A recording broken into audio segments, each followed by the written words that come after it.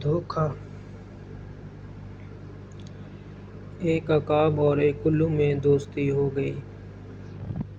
عقاب بولا، بھائی الو، اب تمہارے بچوں کو کبھی نہیں کھاؤں گا، مگر یہ تو بتاؤ کہ ان کی پہچان کیا ہے؟ ایک عقاب اور ایک الو میں دوستی ہو گئی۔ عقاب بولا، بھائی الو، اب تمہارے بچوں کو کبھی نہیں کھاؤں گا، مگر یہ تو بتاؤ کہ ان کی پہچان کیا ہے؟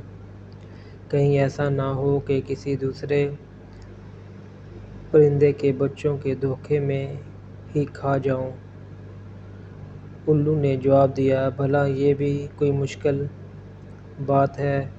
میرے بچے سب پرندوں کے بچوں سے زیادہ خوبصورت ہیں۔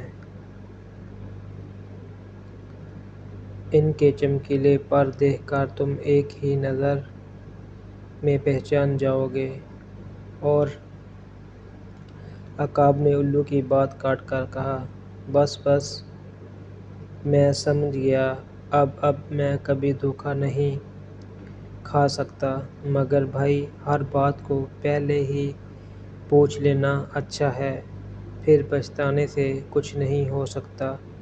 اچھا، پھر ملیں گے، اللہ حافظ۔ یہ کہہ کر عقاب اڑ گیا۔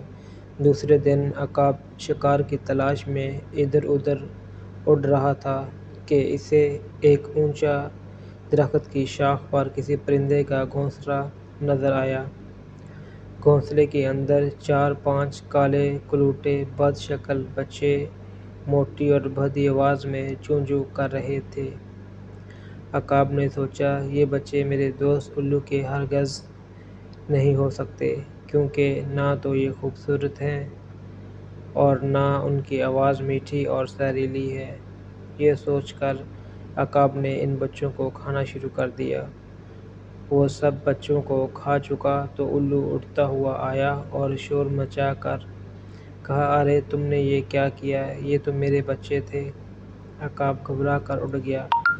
ایک چمگادڑ نے، جو پاس ہی اڑ رہی تھی، الو سے کہا، اس میں عقاب کا کوئی قصور نہیں، ساری غلطی تمہاری ہے۔